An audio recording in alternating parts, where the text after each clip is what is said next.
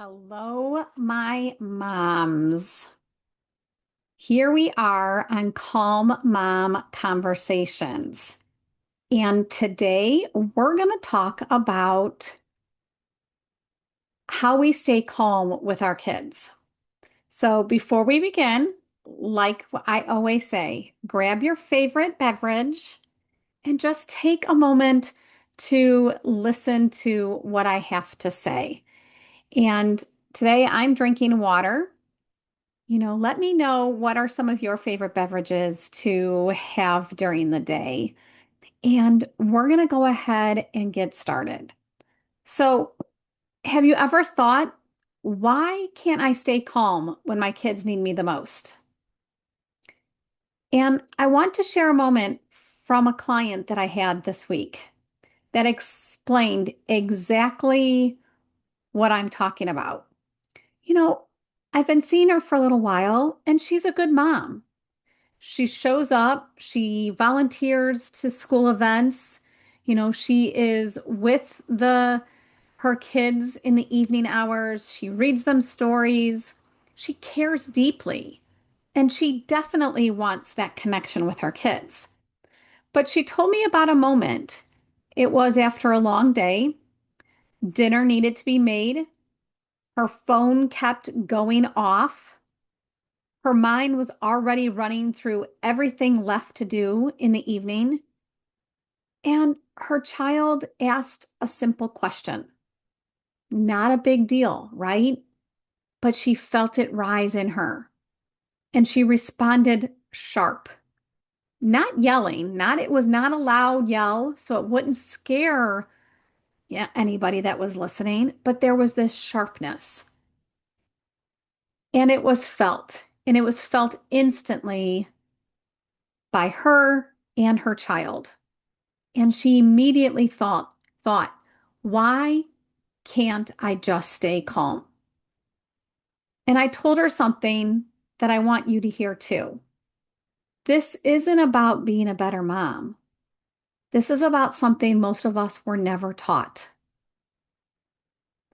If you're new to my world, thank you for joining me. I'm Stacey Johnson, and I help overwhelmed moms build calm homes, deeper connections, and more financial freedom. And in my description below are all the links that you would need to connect to me. There is a reset guide in that description. There's a Calm and Focus Breakthrough Kit, which is a little bit deeper than the reset guide. The reset guide is really, that's what it is. There's 18, I think, different tips that you can use throughout the day to reset your nervous system. And if you want to know more about the nervous system, I've talked about it in previous episodes. Make sure you go back and watch those. And also in the description is a free coffee chat. You can book that. It's a 15-minute, no more than 30 minutes. Grab your favorite beverage. We sit and chat in real life. And then also, when I'm talking about that financial freedom, you can see all of that information over to the side, but also in the description is a um, clickable button to join me in this wonderful community that I have that we get to meet, we get tons of free training and support, and we get to build that financial freedom. I'm building that financial freedom so that I can do more of these kind of things with more women, but then also be able to build that generational wealth for my kids because that's important. And that helps decrease the amount of stress that we're feeling as well. So, what we're talking about is our ability to stay with ourselves, even when things feel overwhelming. So, that moment that my client talked about was, she had been a busy day. She had been cooking dinner, her phone is going off, probably with work information, and then her child asked a simple question. And she, responded with sharpness. So, what we're talking about today is how do we stay with ourselves? Not about being calm all the time. This isn't about being calm all the time because stressors do happen. But we're talking about in that moment when we feel it rising, when our loved ones need us the most. You don't immediately react when we're in these moments.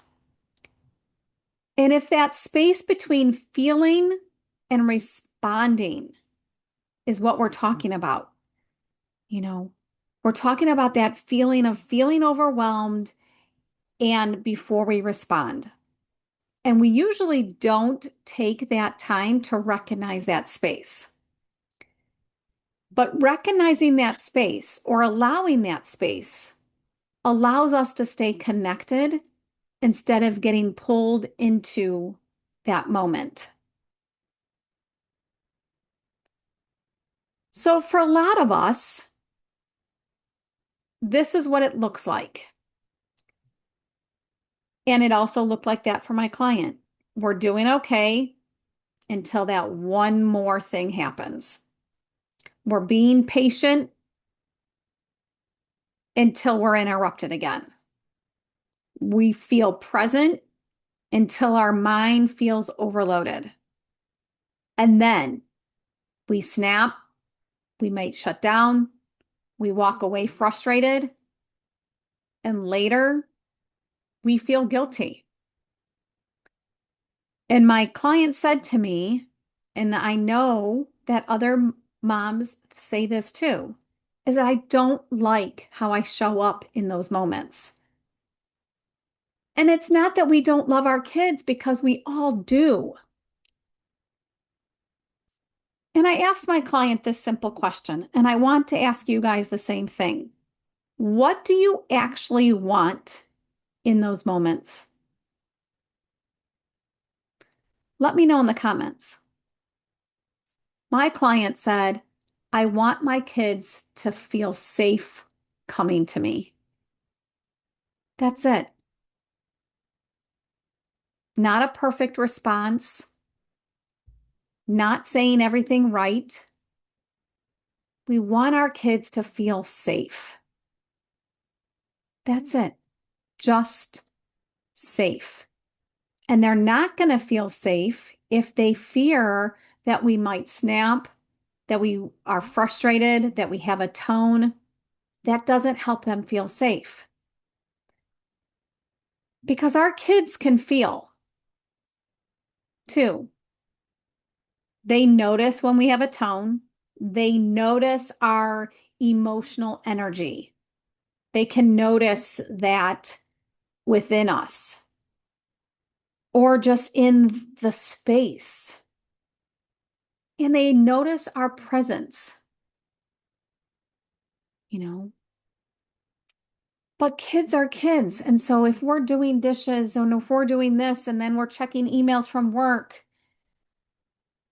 and they come in and ask us a question,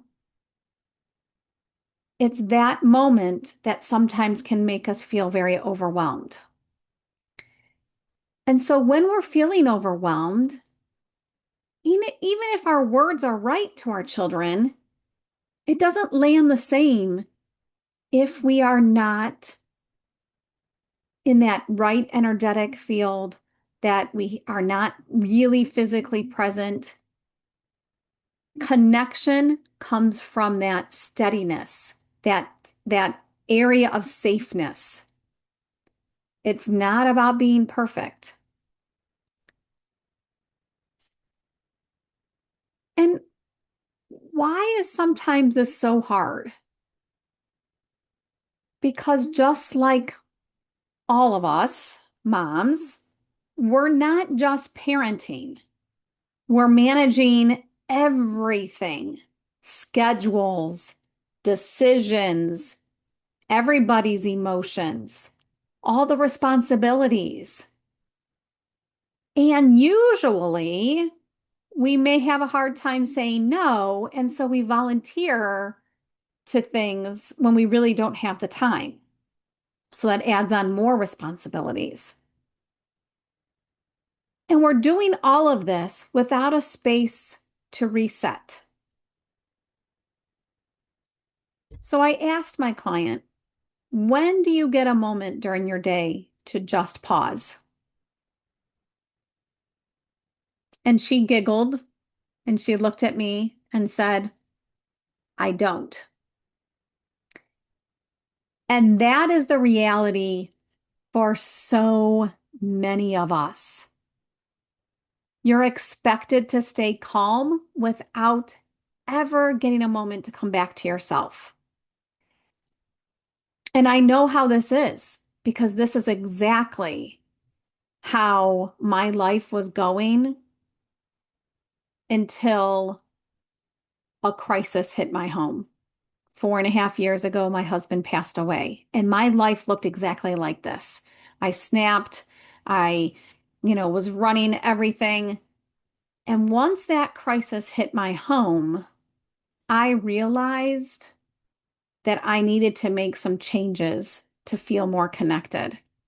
And that is one of the reasons why I do what I do, because I want moms to feel that connection before a crisis hits. So, what can change for us moms? We don't need to change our whole routine. We don't need to add one more thing to our daily schedule. And what my client and I focused on first, and this is exactly the same step that I took, was that pause. And that's that pause before we respond, pause before we react, pause before answering. Just 1 second of space. And that is what we need to recognize, is that those feelings of feeling very overwhelmed, and there's a space that we can add before we respond to someone. So it's one, we really need to be in tune to our emotional energy.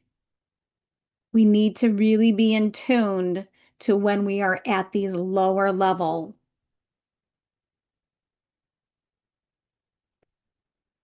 And once we started looking at how to add that space or that pause, my client messaged me a few days later once we talked about this.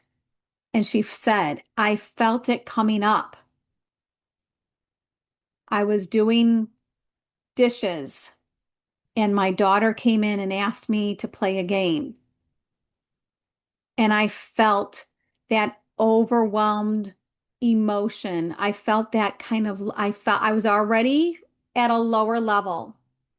And then she asked the question, and I just felt this big pull downward. Like it was one more thing that I had to do, one more thing that I had to add to my schedule, because there were already several more things that I needed to do before putting them to bed, she said. But she said, because I felt myself already in that lower level, I felt that kind of just down here in the pits. And when she asked me that, I felt this even more further pull down. But she said, I stopped for just a second, took a deep breath, turned off the water, and looked at my daughter. And I responded differently. It wasn't a perfect answer. It wasn't the answer she was waiting for, but it was softer, more present, more like being a mom, being connected to my child. And she said it was the energy around the two of them at that moment was so much different than when she would have responded in a sharper way. So you don't need to be calm all the time to be connected, mom. You need a way to come back in real time, in real moments, because your kids aren't looking for perfect. They're looking for presence safety, and connection. And that starts with you having space to stay with yourself. So if you've had these moments where you think, this isn't who I want to be, comment, connect, and I'll send you that simple reset guide to help you create more steadiness in your day without adding more to your plate. And also make sure you subscribe so you don't miss anything else that I have. And also, once I get to 1,000 subscribers, I'm going to be able to have a community right here on YouTube where you'll be able to subscribe and be a member. And we can connect on, coaching calls where I can coach you through an incident like this, like my client had. And just like I told my client this week, you're not failing, not at all. You've just been holding on to way too much without taking that pause. And you can learn how to come back to yourself. So, again, thank you for being a part of Calm Mom Conversations. And I look forward to hearing from you and seeing more of you on this channel.